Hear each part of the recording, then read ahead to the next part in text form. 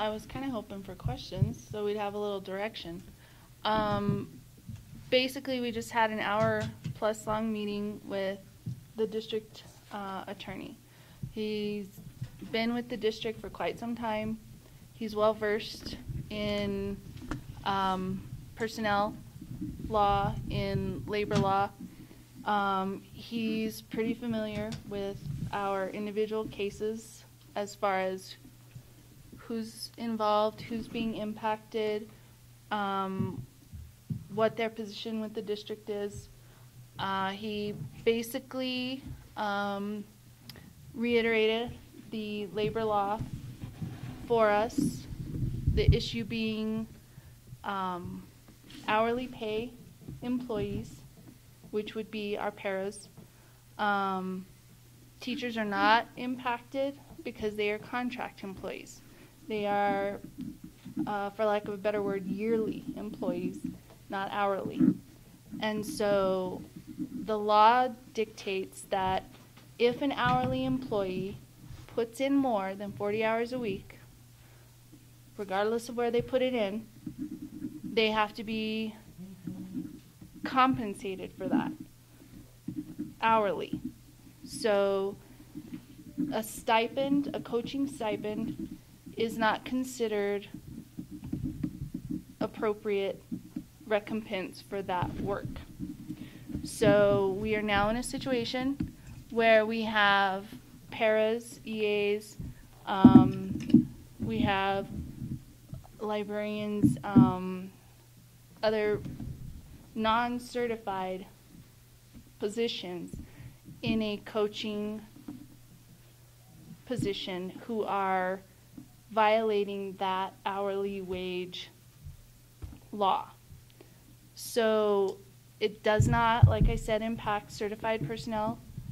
It doesn't impact someone who comes in from outside the district and coaches, someone who's a professional somewhere else in the community. What it boils down to is that if you work for the district as an hourly employee, you may not exceed your 40-hour work week without proper pay. And it is the way the coaching stipends are set up, it is illegal. It is not, it's not considered appropriate recompense for that work. We are still working on solutions. We are hashing it out between each other. We are trying to brainstorm. But as it stands, that is what the lawyer has given us. And, you know, if you guys have any questions, we'd be more than happy to try to answer them. If we don't know the answer, we can find out. What if you were to treat this situation, excuse me, with your coaches as a second job? For example, what if they were to be contracted out through maybe a different agency? Okay.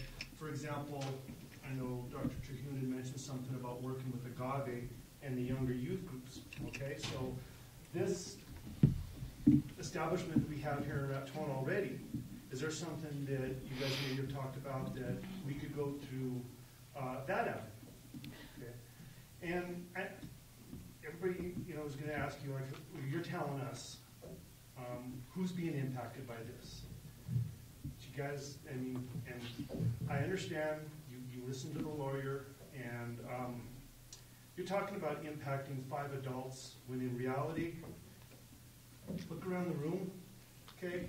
You are impacting not only the current athletes that we have here, but I've given this a lot of thought. And one of the solutions was to open up these jobs that the paras are losing and ask for public input or volunteers or anybody else to come in and volunteer and do that. That sounds like a great idea. However, you kind of need to look around and see what you're getting. We know what we have with these individuals. We have more than qualified people. We know this. But if you're looking to get something from somebody else, you don't know what you're going to get. These kids, I mean, here's a group right here. There's a few back here right now that are being impacted. immensely by this. I've talked to each of these individuals as adults. They're being impacted, changing career choices that they put their heart and soul into. And I know this is probably some of the things that you all thought about. But, I would really like for you to go back and think about that again. I know the solution isn't just cut and dry. Here, we're done. It can't be. It can't be. It can't be for these people. Okay? For example, you have Coach Dorrance, who started a program. Okay? And now what do we do? Okay? And I'm looking at these girls right here, and they poured their heart and soul into her as well as she them. And I'm not just naming her, for example. Coach Aldereti's out here in the audience. Coach Armijo, and he is an up-and-coming, brilliant coach who works well with everybody. And so these are the kind of things, and listening to them, they don't know what direction they're going to go in now. So to me, it seems real unfair. It's like we're stopping somebody's dream. For example, Raton, early 20s, finishing college. What he wants to do is work with people. It's kind of getting stonewalled right now. Okay?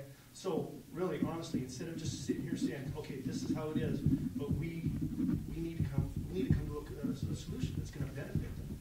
It's going to benefit the school, because we're not going to benefit the school by losing people.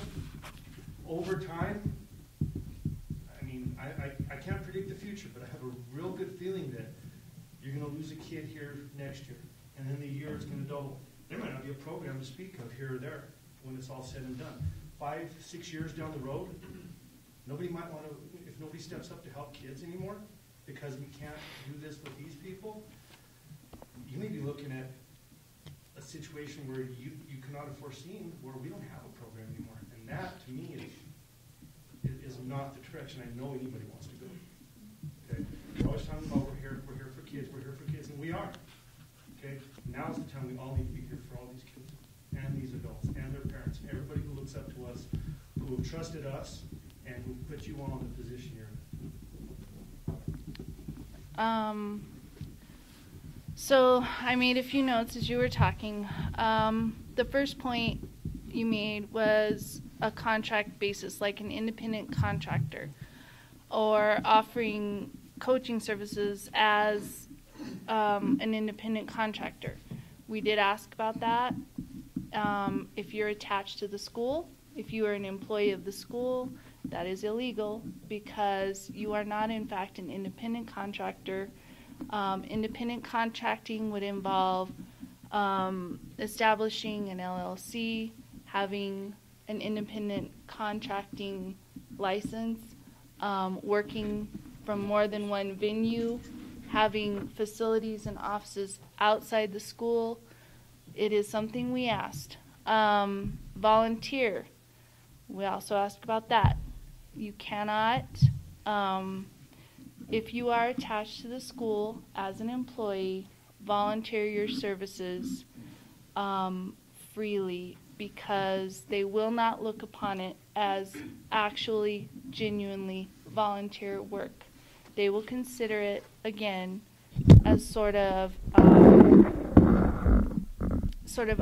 being pressured into do that just to hold on to the position. They wouldn't look favorably. I understand your feeling. The Department of Labor and the federal government. But you have a group of people who Just aren't gonna okay. complain about earning a dime. I'm going to interrupt you because I know I can. I want all of you to understand this is not a new situation.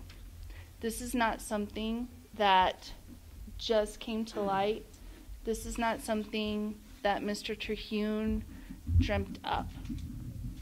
When you mentioned Tina, unfortunately, Tina has been serving the system for many years and has not been properly acknowledged, valued, compensated for that. Oh, no, I can interrupt you. I beg to differ. I think that she's been compensated plenty. My compensation Monetarily. this. I know. And I know that's why coaches do that. I I will say from a personal standpoint, from great personal experience, I know what coaches in this town do. I know the hours they put in. I know the sacrifices they make personally, monetarily, the things that they give up from their own families to give to their athletes. It is a horrible injustice that this could even be the case. I have felt for a long time that you have not been properly acknowledged for all the work you've done. You personally, in my opinion, you've carried the weight of multiple programs on your own for quite some time. And I don't feel like you've been properly acknowledged for that. And you certainly haven't been monetarily compensated, as all coaches are not, but you especially. As far as the history of it, like I said, this is not something that Mr. Terhune dreamt up.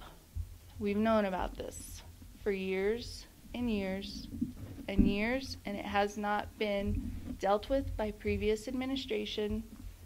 And I just want to let you guys, if you don't understand anything else, understand that this is not something that Mr. Terhune just dreamt up. This is something that Raton Public Schools did not take care of when it was brought to light previously. And now we're in a situation where we are just trying to abide by the law, yet still take care of the people who have devoted their lives to what they do. Do I have to go up there to ask a question? No. No. I have a question because this is something that I guess I just don't understand. Why is it that we have to be hourly? Why can we not go salary? I sign a contract every year stating an amount that I'm going to make. I don't make any more. I don't make any less. Even though I've spent many hours, not at coaching, but at my other job, doing my work because I know I have to do it.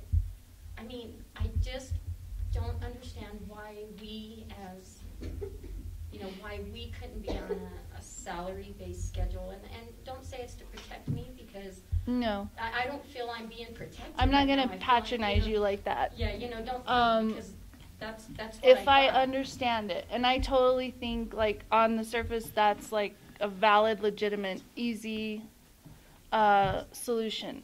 If I understand it right, however, from a labor standpoint, the reason that the paras and librarians and secretaries, all of those support staff cannot be a contract employee is the degree they hold, which makes them professional.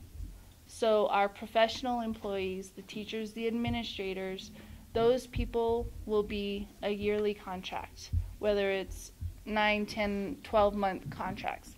As far as support staff, those are not considered professional. They are certified, not professional. Therefore, they fall under an hourly But yet pay we're scale. yearly contracted. For Right, we're contracted yearly, and I don't get it because there's other. Am I wrong in knowing that there are other businesses that do salary-based? You know what I mean? Everybody's like on somebody salary, else whether in they have a town, like degree. State Farm pays Yeah, their so secretary their salary, you know a what I mean? salary. So I just don't get that in my mind. I don't know. Why I would have to we defer. cannot I be mean, salary. I mean, I just don't understand it. I know there's a lot of places that go salary, whether they have a degree or not. Yeah, well, I don't know a lot about private businesses. I do know that at least two well-respected attorneys from two separate districts have told me that the Department of Labor have made and drawn a line between those people who go for a 4-year degree and a license and those who don't. And they don't want to see a mean old supervisor go out and look at somebody and say, we are going to make you, you need to coach. I don't care if it's 30 hours a week, and if you don't like it, you're going to do it for this much money. If you don't like it, guess what?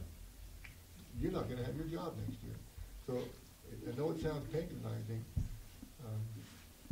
The intent of the law was to protect that group of people, what they call non-exempt employees. That's what the intent was. The unintended consequences of what you see here tonight. This is what the law has brought about. And whether we agree with it or not, and I personally, along with Ms. Nakamoto, do not agree with what has happened here, I don't have an option. I don't have an option. I have to follow the law. And if I don't, then I not only risk, whatever happens for not doing that, which could be wage complaints for whatever, I risk my own licensure. But it isn't about my licensure. But I could quit tomorrow, I guess, if it made everybody better. But this law would still be there if I quit tomorrow. It would still be there. The only solution to this, based on what I'm hearing here tonight, is ignore the law. And that is not a solution. That is not an option.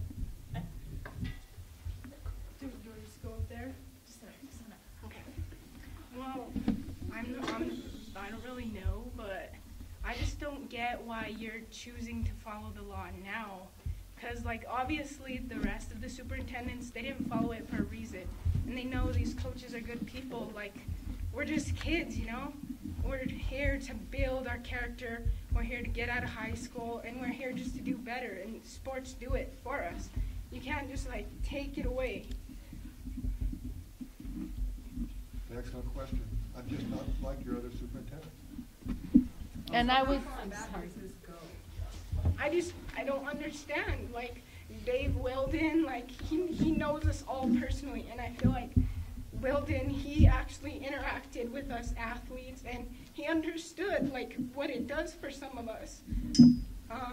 I've seen kids, they're bad kids, and it helps them, And I just don't get how you can take someone who's built us and just take her away from us and from everybody else.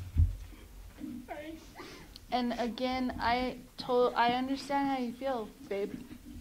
I am in the same boat, in a sense. I basically, my son is an athlete who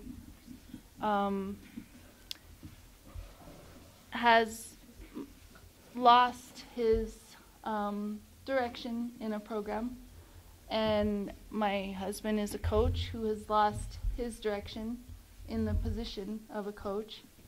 And I've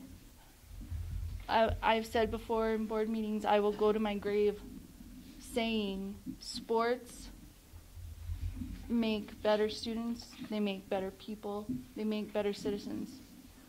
But the only thing I would dispute you on is Mr. Terhune, he is new here, and he doesn't know very many people personally, but what he's doing is not personal, hun. It is not at all personal. The law has been ignored by other superintendents, and that doesn't make it okay. It just makes it easier. It's been ignored for a reason. We live in Because small it was town, easier. We live in small town America, Raton, New Mexico. We don't have anything to do here. Sports are the getaway. Sports are what keep you out of trouble. Sports are what keep you in line. That's what they're for. And they're not just sports. You build character. You can build your life. You learn life lessons there. You're not there to practice fundamental things. You're there to make relationships and build things with people that you won't get somewhere else. And it's ridiculous that it's going away. If you think about it right now, as an athlete's standpoint, it's like you're trying to take it away from us. Because there's no one that's going to put the time and dedication in like Coach Tina did. There's no one that's going to teach us the way she did, and there's no one that's going to build us as people and athletes like she did.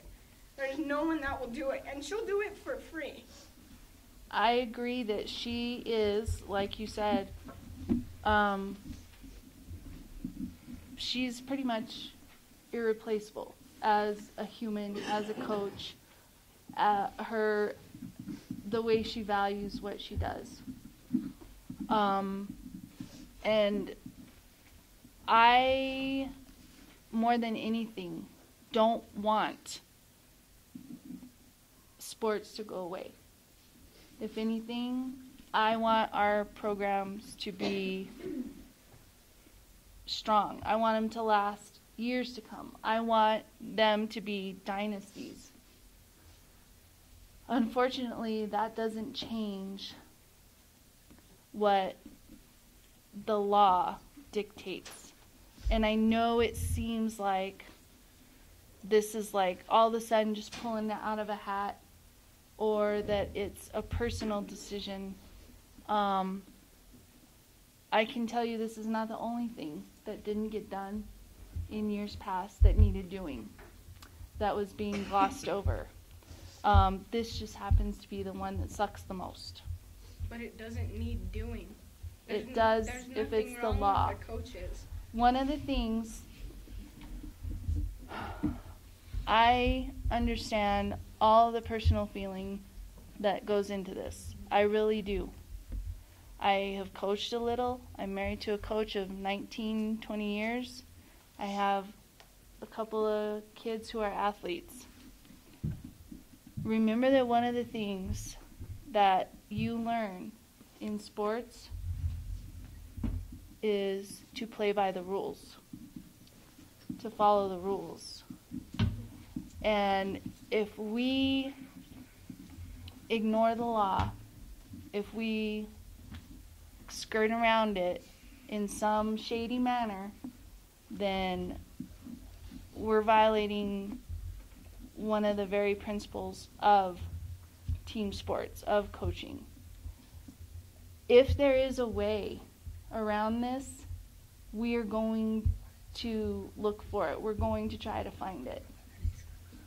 I think that's all I'm hoping for, is that if there is any way, that's what I'm hoping you guys will do. You know, because it's just It's your life. my I life. know. You know, it's not the money. It's not. It's just them. Your kids. I know. They're Are you guys? She was gonna say Oh, something. I'm JR sorry. wanted to say something. I just had a question. Do you guys know when this law first came up? When they first decided on this law? The first time it was passed by the federal legislature was 1985. It's been amended a few times since then. And so if it was passed in 1985, you said, there must have been other schools that were affected by this, and so maybe they've come up with solutions, or then maybe they can help us out with a good solution for the problem we're facing right now, instead of... And That's what Mr. we're looking Terhune for. has actually had experience with that at other schools, and it turned out much the same as this. There was no feasible solution. That doesn't mean we're not going to take ideas, questions, look for answers.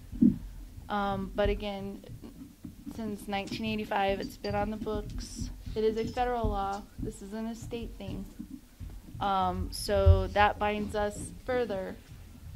But we're exhausting what resources we have, answering whatever questions, taking whatever ideas. Who is next? JR then. Okay, and then right here. President Armijo, fellow school board members, Dr. Toon. I really didn't want to address this because right now I'm coaching baseball. I'm doing my job here at the school and I'm coaching baseball. And we have 21 kids out there right now that are my priority and Coach Modis' priority. I really didn't want to address this. Dr. Toon, I understand you have a job to do. As a citizen of this city, this community, we pay you to do a job, and this is what you're doing. You're doing your job. I have no ill will against anyone, any of you. I understand you're doing your job, and I appreciate it. You have to look after the interest of the students, the schools, and what's right for the school district. And I do honor that, and I do admire that. Like I said, I just want to finish the season, and my biggest deal was I would address this after March or May 15th. I think we have a really good squad, and that we have the potential of bringing home a blue trophy this year. And I said to myself, May 17th I would address this. Unfortunately, it came before that. I know there's 89 school districts in our state, and I know with the networks of coaches that I met, from Silver City to Clovis to Portales to Bloomfield, Las Vegas, here at Raton, there's paras like myself working and coaching. And other school districts are doing it. They're making it work. Are they making it work? Or are they kind of flying by the seat of their pants also? I hope that you give me, not only me, but Coach Dorrance, Coach Armijo, and Coach Cabrelli, that you can sit down and look us in the eye and say that you exhausted every effort to keep us. I put 17 years, this is my 17th year with baseball, and I don't do it for the money. I know Coach Matas and myself, we spent more in a season than what we make together on our kids. Thank you for that. And, you know, and I've said this before, I told you the other day, I probably got divorced because of coaching. That's something that, you know, as a coach you deal with. And I put a lot of effort into it. I hadn't planned to coach much longer. I had planned to coach until my kids got up in high school into 8th grade. I don't want to be pushed out the door. I want to leave on my terms. And hopefully you guys can make that happen. I've been, like I said, I've been coaching 17 years with Coach Matas. I was married to 18. I've been married to this guy for like 17. You know, and yeah, and you know, I hope you can look these kids in the eyes, us coaches in the eyes, and say that you exhausted every opportunity and looked into it, because we deserve that. You know, and I hope you all take that into heart and consideration. Like I said, I have no ill will against any of you, and I appreciate your public service, and I understand you're doing the job. And you students, life isn't fair. You know, sometimes you win, sometimes you lose, sometimes it rains. That's one of my favorite quotes from Boulder. But, you know, we got to deal with that, guys.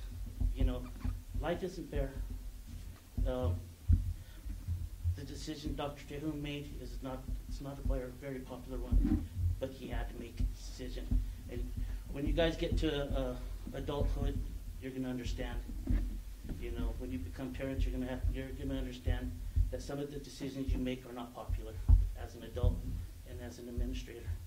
And none of these people here want to bring harm to any of us.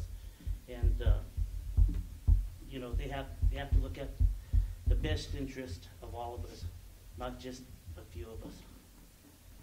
Thank you for your time. Yeah, I appreciate you coming and saying what you said.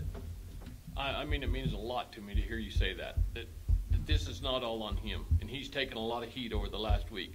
And I was partially, I guess, responsible for this little get-together tonight. I didn't know it would be quite this big. But I was having people call me and email me and show up at my shop, and I said, let's get together. And I'm going to be honest with you, it doesn't look good. But I want to exhaust every possibility like you're asking, and for Tina, before we just say it's done. And I'll be as forward as I can be. It doesn't look good. Not after we sit in here for an hour with that attorney. I mean, that's being honest. But yeah, I want to get through the year. I want to see where we're at and see if we can figure something out. Because I've called schools, you've talked to coaches, they're all doing it. Are they doing it legally? I don't know. I don't think so. But if we can find somehow that they are, then that's what we're looking for. And I just hope, and I understand where the kids are coming from, and I know they're mad, and they're mad mainly at Dr. Terhune. And girls, it's not his fault. And I appreciate you for saying that, but we are trying to exhaust everything, all resources we can to see where we're at.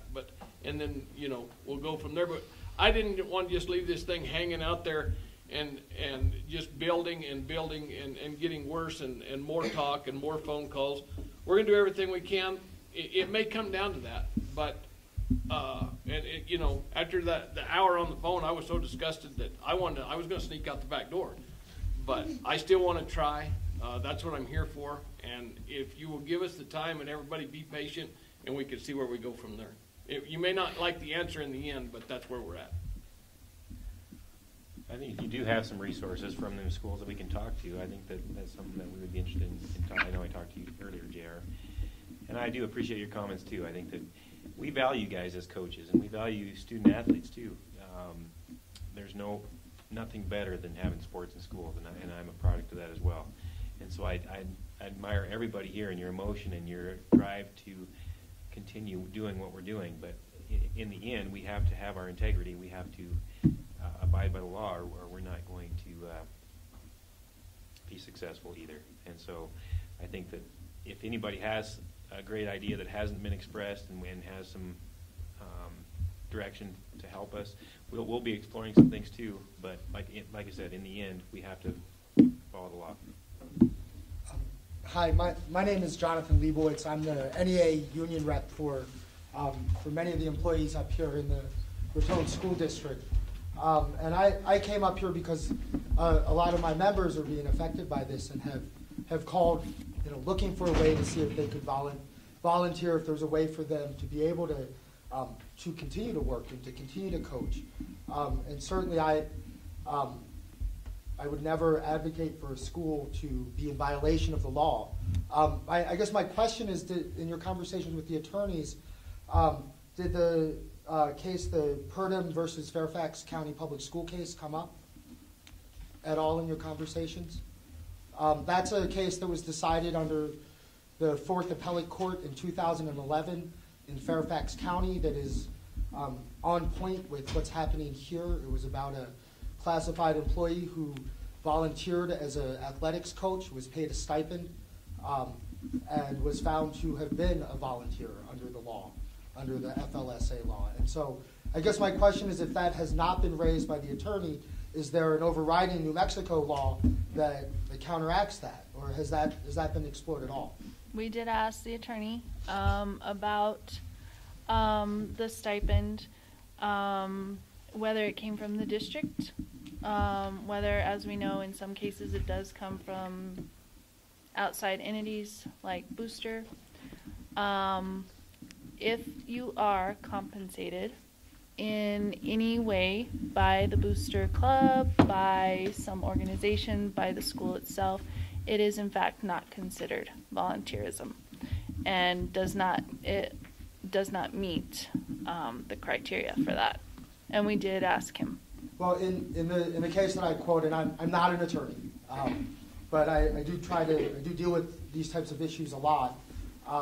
What the court had found was that you are considered a volunteer in this case if you're working in the school district and you're being motivated by civic will, by your desire to coach these students, by your desire to help your community, even if you're being paid a nominal fee, a nominal stipend. And so if that case has not been discussed, that would be something I would encourage you to raise with your attorneys. There may be an overriding law in the state that makes that null and void. And that's Fairfax, Connecticut?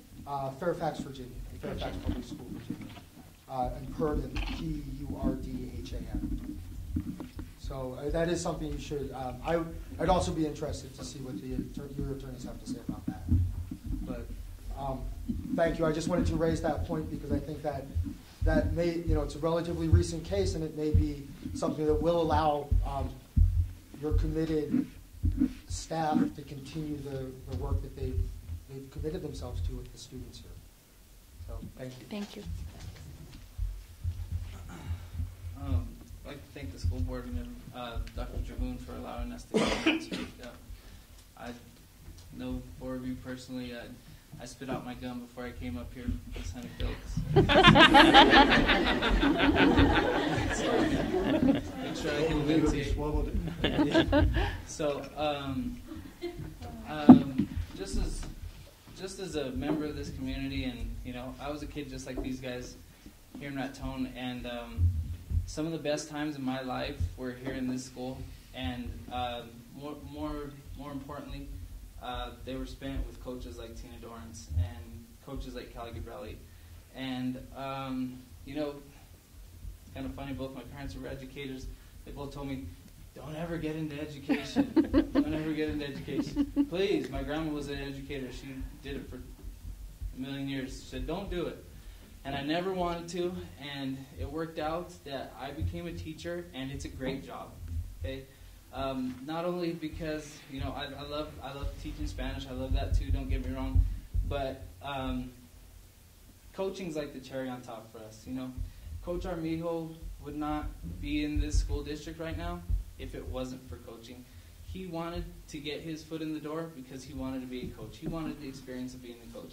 And we love being around these kids in the classrooms and stuff like that. But that's, the sports and the activities is extra. You know what I mean? The experience we have with them and the experience they have with us is priceless. And, seeing my parents both work in education for years, and, Dr. Trahund, as much as you think I may be frustrated and stuff with the whole thing, and, I hope you know it's not directly towards you. I know it is a law, and I researched it myself, and I know it is a law. And I have respect for your position because I know a man who did the same thing for a long time, and I know the stress that you come under. And but I also know that in education and with all these laws and stuff, there's always a loophole. And I'm thankful that the NEA rep was here to speak on that, because there's a loophole right there. It may not be in this state. I think it probably will withhold in this state, because there have been plenty of cases around the United States where this case was thrown out, and these teachers were allowed, or these support staff members were allowed to continue their jobs. And just to read a little bit on that PUDM, I don't know how to pronounce it. If it was in Spanish, maybe I could pronounce it for you. It says June 2011, and this is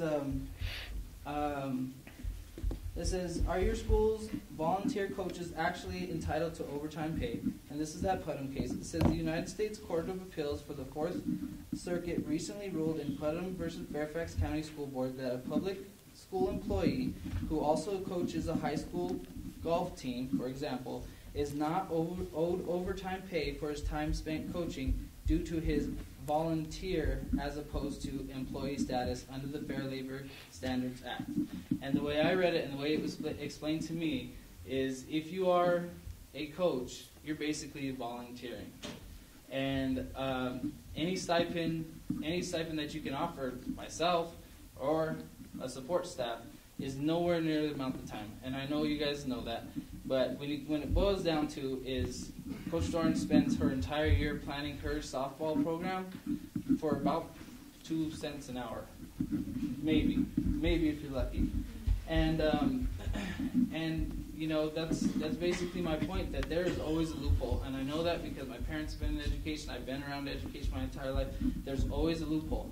And another one that was brought to my attention also, if this Putnam thing doesn't go through, is I'm not exactly sure what the law is called, but it's something to the effect of 20%. And these coaches would be able to volunteer for 20% of their stipend.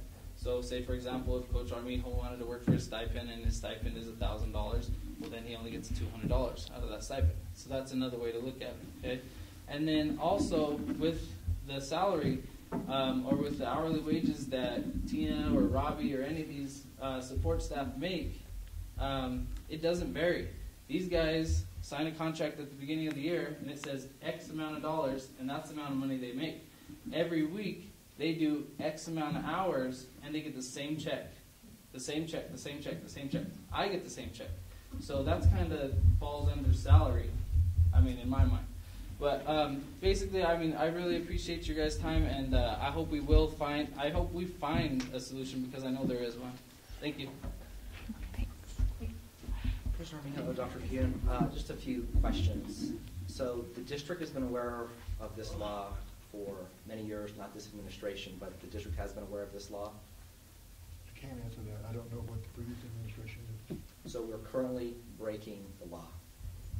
We're currently not in compliance with the law unless we start paying time and a half. Okay, and what potential legal risks do we have by continuing to break the law? We got legal what? What can happen to us by us continuing to break the law? Well, the recourse that individuals who are not being compensated appropriately is to submit a wage complaint. And then if whatever the arbitrator at the labor department decides, that's what will happen. Either it'll rule in favor of the district or in favor of the employee. Going back to what Rhiannon was saying, Coach Dorrance, I know me personally, my activities outside the classroom have truly shaped and created the person I am today.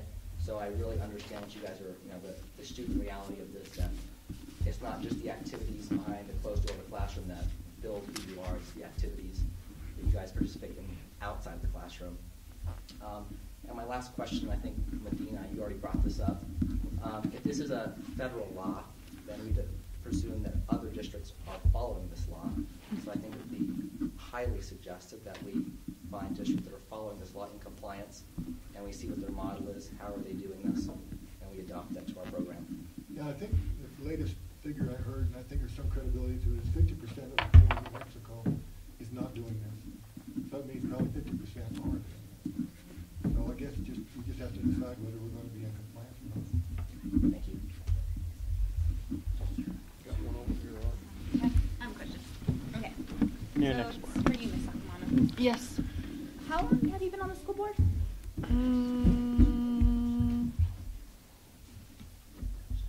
You guys. Is it a year? A year. Okay. So last year was Mr. Golden. You want to reinforce the law. Why didn't you bring it up to him? Why didn't the others bring it up? And why didn't they ask him personally and tell him you need to follow this law, put it in his head? I don't know if it was you guys are scared of him, and now that Mr. Terhune came, you guys are fighting him because he's obviously head. Okay, well, I'm just curious. I'm why didn't you guys speak up previous years? Well, four of us are new in varying degrees. I would be the oldest new member of the board. And the first time I heard about this being an issue was probably, I'm going to say 3 or 4 weeks ago. Okay, so you didn't know about either.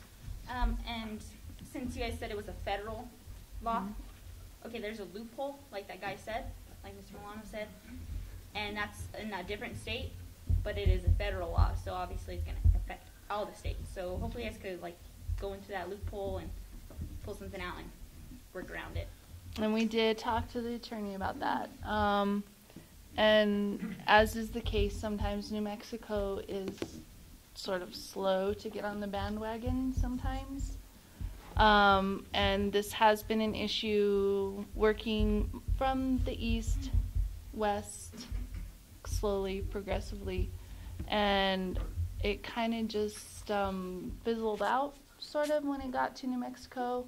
And so that's where we are currently looking at the impact, not only us locally, but how is New Mexico handling it. And so we are asking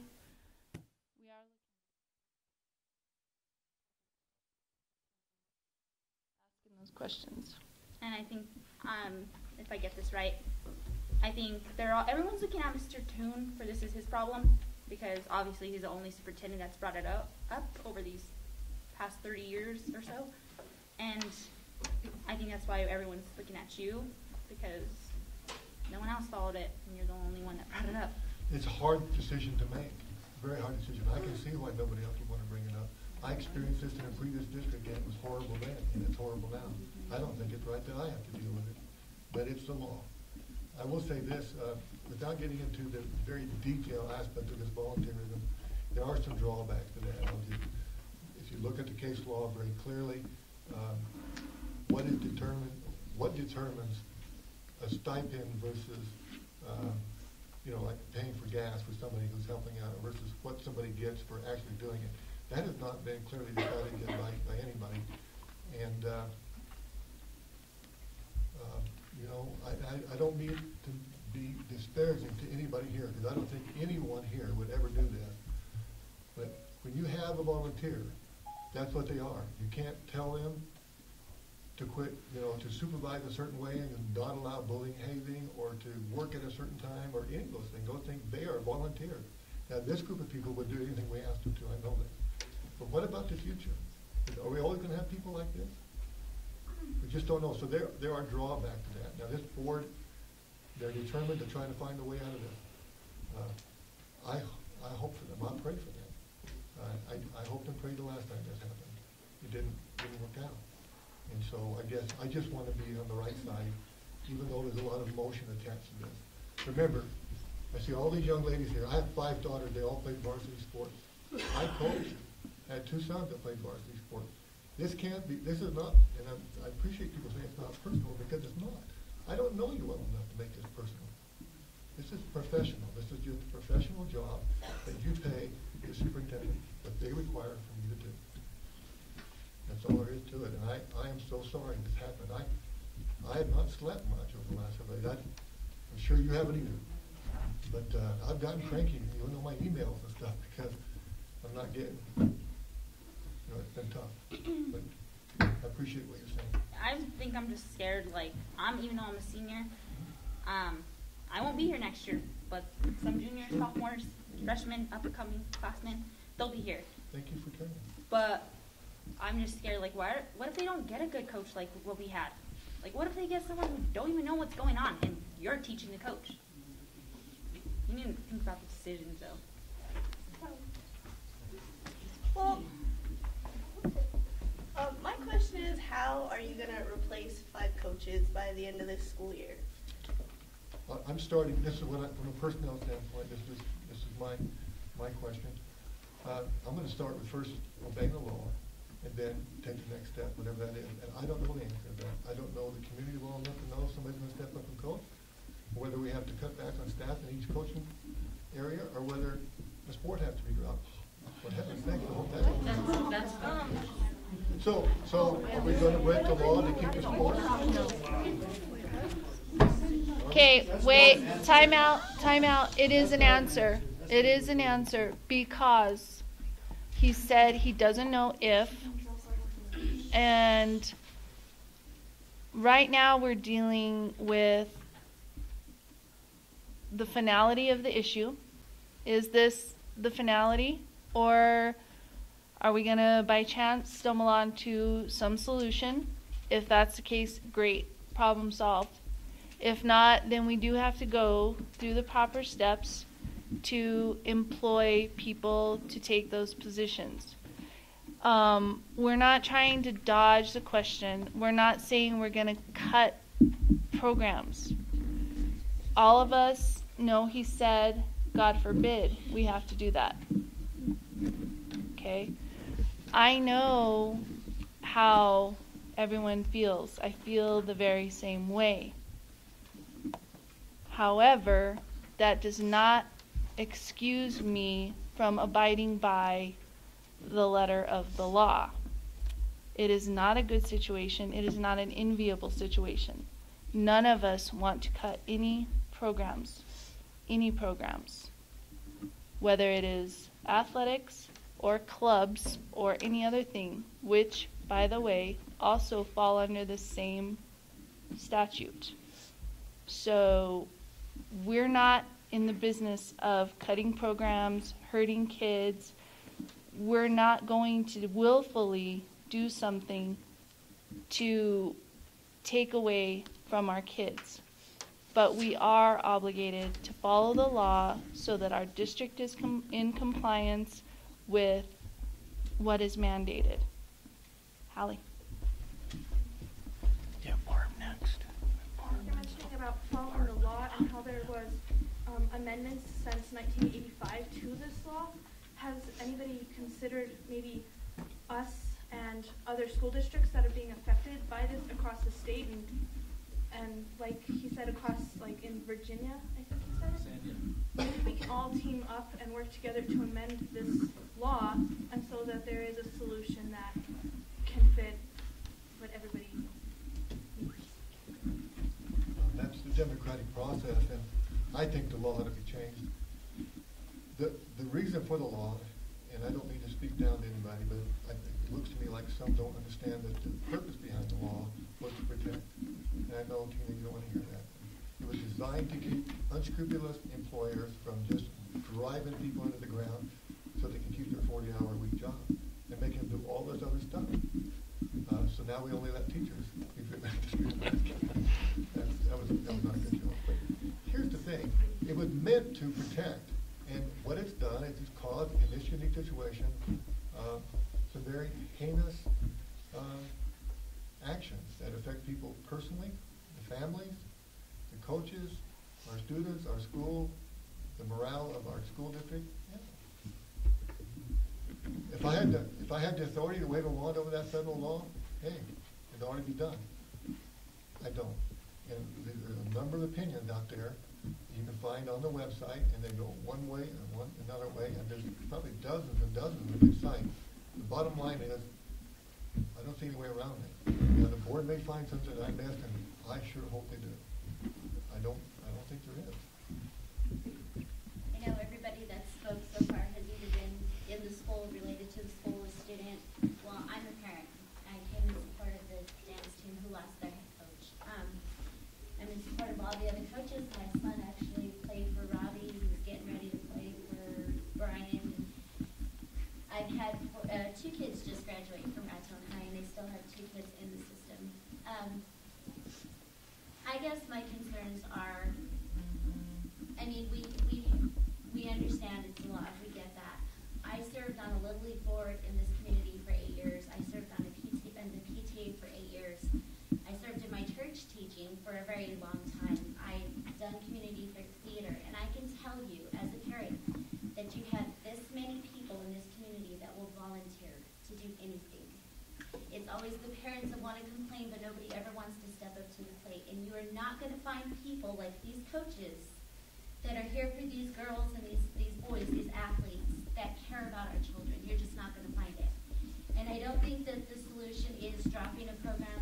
I mean, I'm very concerned with dance because I know dance is kind of down here compared to other sports. But I have a daughter who invested 3 years of her life in this program. And they're coming into their state. They compete for state in March. They're supposed to have tryouts in April.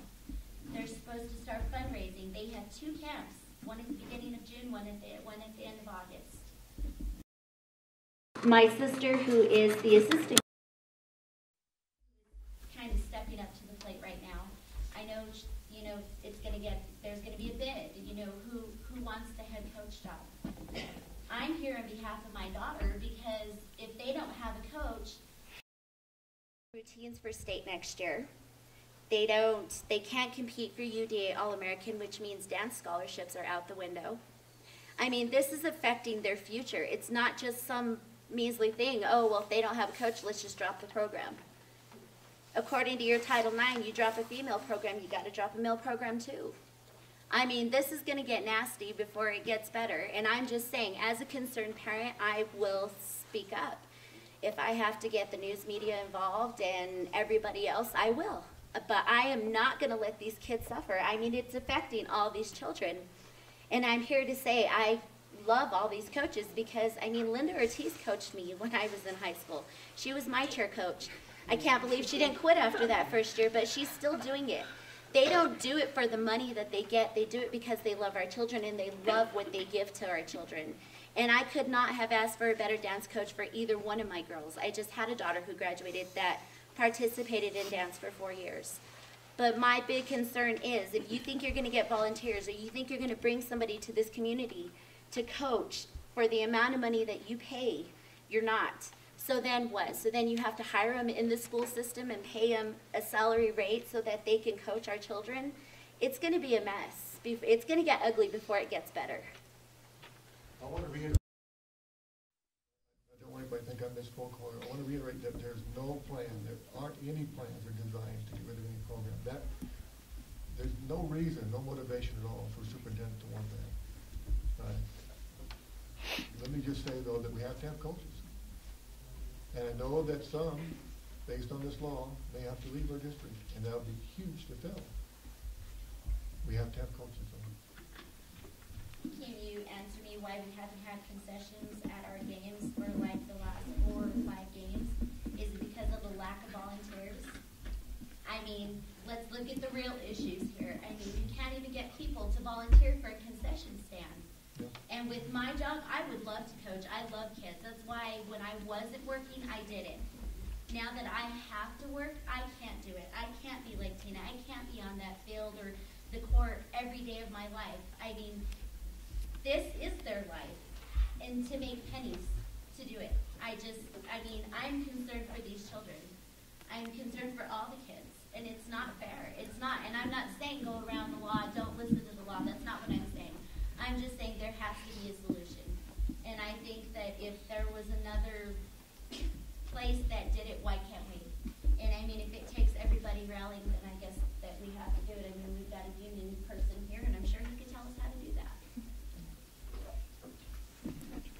Ms. B.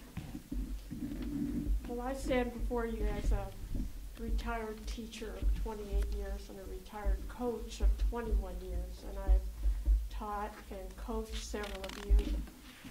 I've worked with many of you, and just listening to your conversations and the debate, it seems to me, and in this old head, I may be wrong, but it seems to me that you have 2 things here.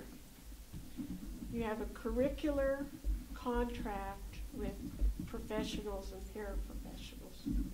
And those that are hourly wage are under the curricular part. The extracurricular, being your sports, is completely different. And that's where your stipend, I would assume, would come in. And for all the years I taught, those that worked as if they worked as an hourly wage, when they stepped out the door and were on the field or on the court, wherever they were, that stipend covered them for the whole season. So to me, to hear this, it seems like the hourly wage should stop at the end of the school day, and the extracurricular stipend would take over at that point. It just seems like common sense to me. You know, where this hourly wage business came from coaching, I've never seen it. That's what I asked, or one of the questions that we posed to the attorney. But if the answer that we received today, correct me if I'm wrong, was that you're still working for the same employer, so all the hours go together. And that's what I said. Wait a minute, this is kind of a contract labor situation with the stipend. It's different. That was my, but they're saying no. When did that take effect? 85. 1985. That was after you left. Can we see it in writing? Well, you could Google the law. You can see the amendments. I don't have it in front of me. You know, I'm in defense of all of these people here, and I know that as a coach, you don't just work 40 hours. I mean, you put in a lot of hours. And whether you earn, I started at $150 stipend, and I put in a lot of hours. But I did it. And I know it's way up now. But the fact is that these people have built programs, and they're at a point where they're not doing it for the money. No, I understand. They're doing it for these kids right here.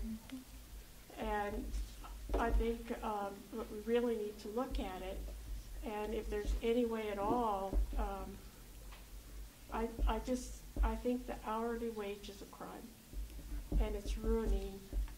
Well, just look at it. You can see what it's doing to them. So I had to take an opportunity to stand before you and say that, but I really think that this board needs to consider these kids and their coaches, and if you can revamp it in any way, it would behoove you to do that. And we as retired teachers will support you and support them in any way that we can. Thank you.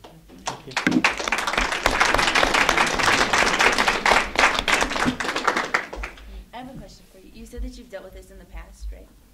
Was it in a small community like ours?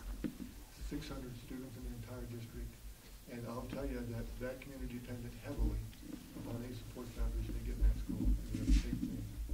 And how did it work out in the end, like with the I programs? will tell you that it was very similar to this, except we didn't have any wage complaints. I'm not sure why. Okay, and after all of this happened, how did the programs, did they stay active? Well, there's a couple ways you can approach a district that has a deficit in coaching. One, I mentioned two of them, and of course I got booed on one of them, and I would boo myself if that was one of them. But you either have to reduce the number of coaches that are in the sport, or you have to reduce the program if you don't get enough. Now, what happened in that district, we had some teachers that stepped up. Didn't want to coach, but they would rather let the kids go down and play. So that's what happened. And so maybe the quality of the Tina Dorrance wasn't in our teaching staff there. We had the bodies that went there and learned how to do it and went forward. So that's how that was done in that district. And you know, it was 2003 or something. It was a long time ago. I thought this had all been kind of taken care of everywhere else. I thought we were one of the last ones to get to work. Apparently not. Okay. Well, personally, I'd just like to say I'm a cheerleader. I cheer for Mr. Tees and for Brenda. And you guys do a great job up there. Thank you.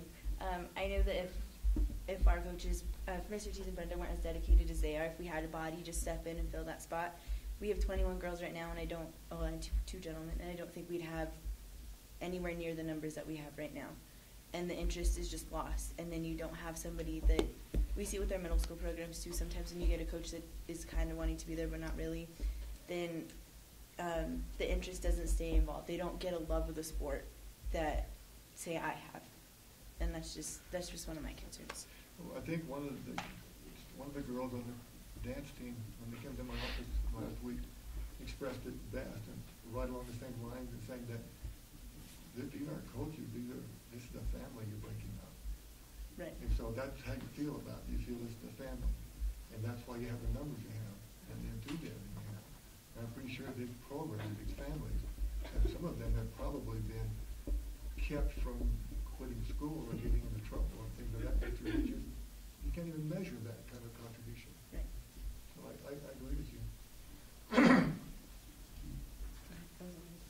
Thank So you. what happens with the program when somebody has to step up but they really don't want to? Because we've seen it in the school system, we've seen it with teachers. They're there, they really don't want to be there, but they're there because they kind of have to be there. What happens? We try to encourage and inspire and get people to change and be all they can be. And that's the only answer I know to get. But we would never, what you're saying is, right, that's part of the reason for this law, is because you cannot attach this to a teacher's position. We cannot influence, force, coerce, whatever, a contract employee into coaching. If every single coach in the district was gone, that still does not allow us to go to an individual teacher and say, you are now the basketball coach, you are now the softball coach, you are now the dance coach. That's illegal, and that's part of the reason for this law, is that people cannot be taken advantage given their situation with the school. We cannot, I mean, those days are gone. My grandparents were teachers, and along with teaching, they were obligated to drive the bus, whether it was to get kids to school or to sporting events or field trips, whatever it was. They were obligated to coach because there was a need. We can't do that, and that's part of why we're in the situation we're in now.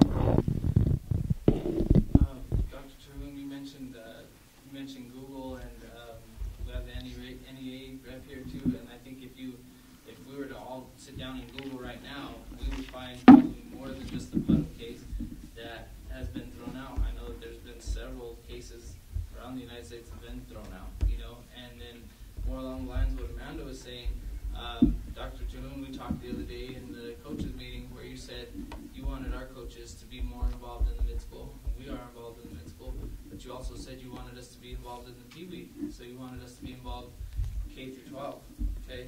I think the concern she's trying to express there is, you know, and we're talking in circles here, going back to the law. But obviously we've found solutions. This gentleman just brought a solution to us tonight. That's something that we should look into for sure. But we're talking about spending all these hours K through 12, and really what you're going to do is end up, you were talking fundamentals too, that we go to basketball games and our kids don't know how to box out and our kids don't know how to shoot free throws and they're not really well conditioned. Didn't quite say it like that, but it's close. Okay, sounded like that. Well, I said you need to make 80% of your free throws. That's a good standard. Yeah, it is a good standard, but you know, more along the lines of Amanda's concern, if you bring in any Joe off the street, he's not going to be able to teach these kids the fundamentals. You want him to go down to kindergarten through Pee-wee and all this stuff and teach these kids how to do it, but they don't know how to do it. And I'm just kind of reiterating her concern right there. Sure. You know, it's going to wear us out. And you know, we mentioned the district policy on only coaching 2 sports, and you know, maybe we can change that so that we can coach 3 sports. I can tell you right now, like Jimmy said, you know, these people had to do it back in the day. I am not going to coach basketball, and I'm not going to coach dance, and I don't have the time. And you know, the time that we put into these sports already is a lot, you know, and I don't think you're going to find some guy off the street who's going to build these type of programs that you want. I don't think teachers are just off the street. Let me just quickly clarify what Jimmy said. Excuse me, Ms. Sakamano. It's not against the law to go out and tell a teacher to coach. What has happened is that someone tried to do that, and the judge ruled against it, so we don't do it. But nobody really addressed it in the statute. It's a minor technicality. I'm not going to try and do it for the same reason you just mentioned. However, I don't think teachers are any old person off the street. But And considering if you take a math teacher who hasn't had any experience coaching basketball, and you just put them into a basketball position, you know, no, they're not a Joe off the street, but they still can't do fractions on the basketball court. You know what I mean? And I do, one thing that we do need to look into that Mr. Milano mentioned was the recent, the decision for only coaching 2 sports. Yeah. Based on the tenure argument. We do need to revisit that. That's our rule, and that can be changed. That's not a federal law. Yeah.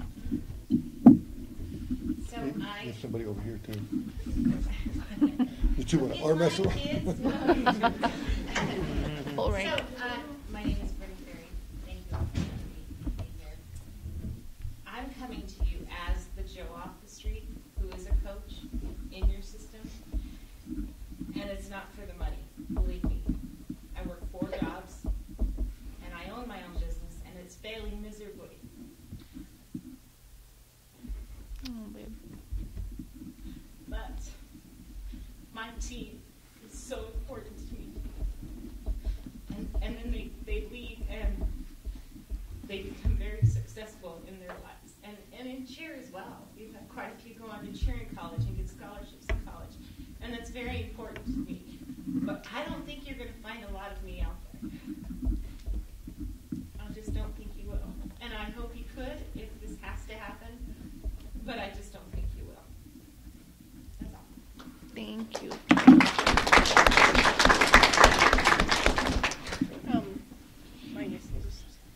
Dr. Jahoon, I just have a question. How many attorneys did you speak to at this last meeting?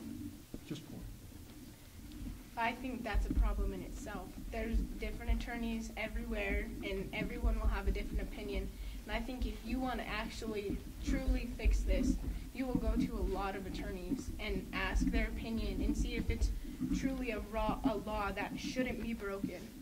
Because we have something here that's important, and I know everybody's saying that, but it's important, and I don't know if you're seeing that yet.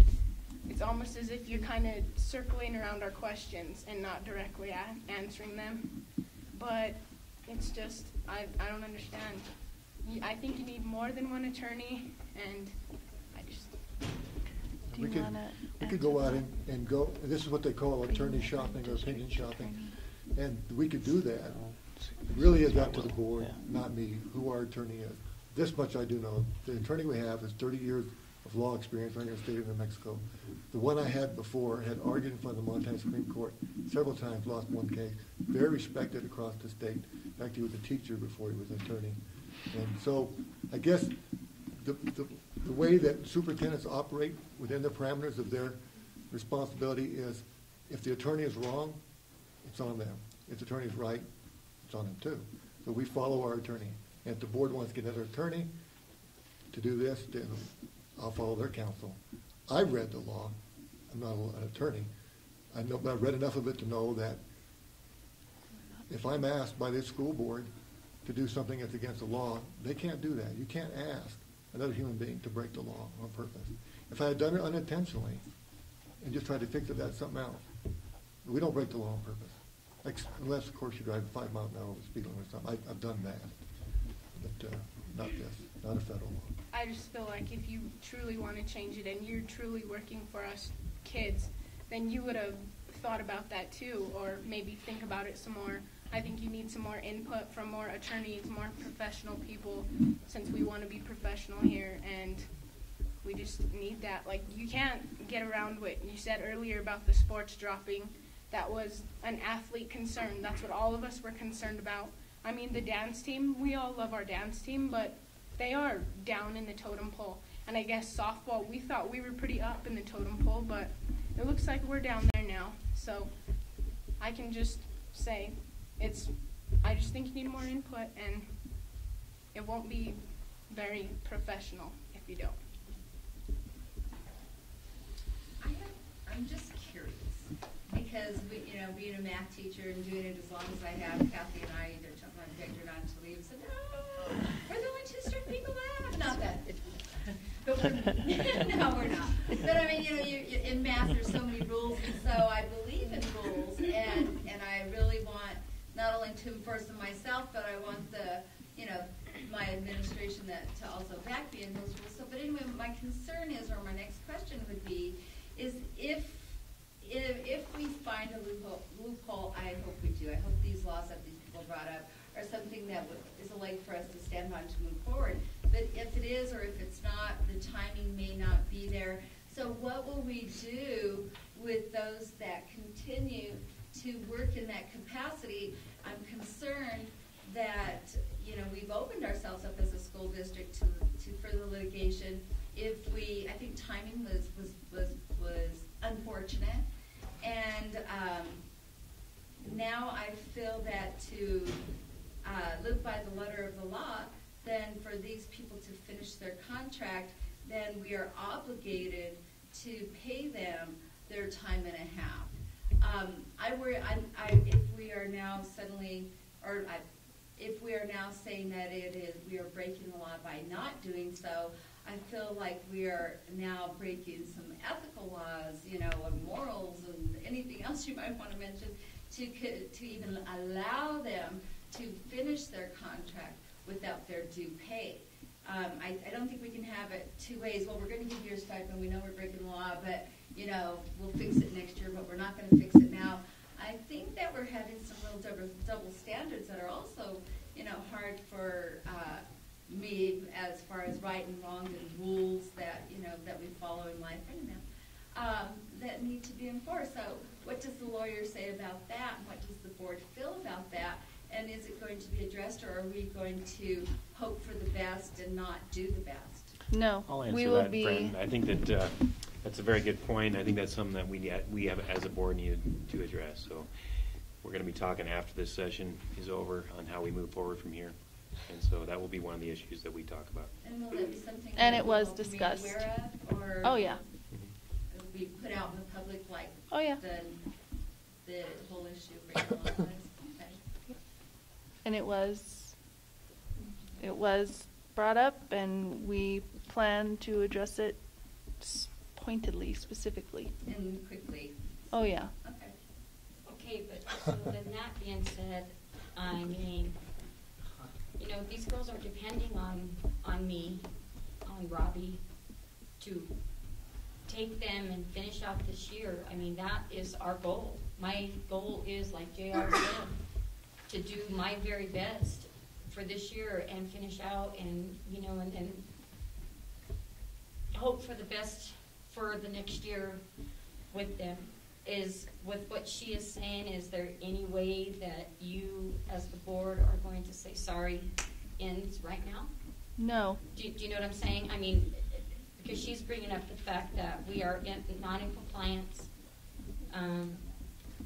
You know, I want to be able to finish out the year. I think that's our plan. That's our goal. I feel we, as the coaches that have put all this time in here, we at least deserve that.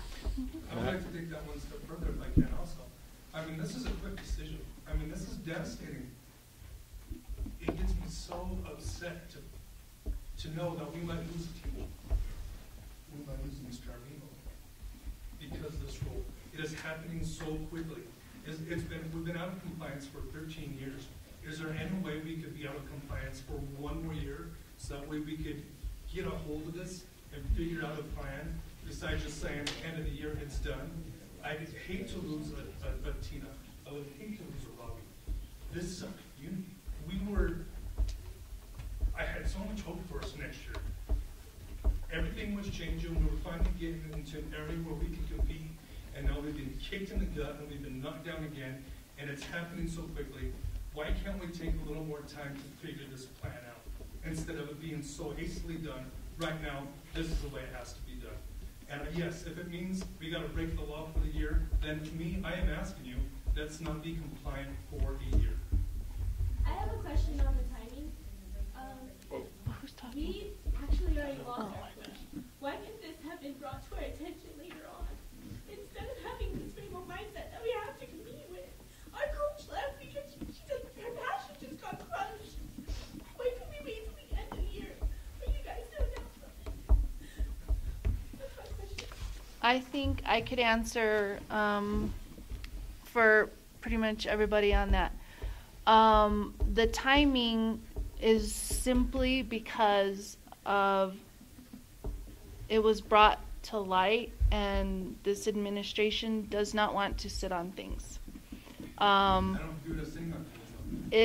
If we are not in compliance, then it is our obligation to acknowledge it, address it, fix it. I understand that the timing is, you know, it's mid-season for half the sports, and it is awful, and that it seems like it could have been, you know, why couldn't we wait till July? Well, let's say we waited till July, then we're giving people a month's notice that, you know, this is happening. There is no good way to do it. There is no good timing. When it came to light, Dr. Terhune addressed it, informed us, and that's why we're here right now. Yes, the timing sucks, and it may have been at a different time, but it's not going to hurt any less whenever we do it. My personal viewpoint on dragging it out another year or postponing a decision for another year is that I don't think that Dr. Terhune operates in that fashion, and I personally, myself, don't feel like I could operate in that fashion. I'm not speaking for the rest of the board on that. That is just personally my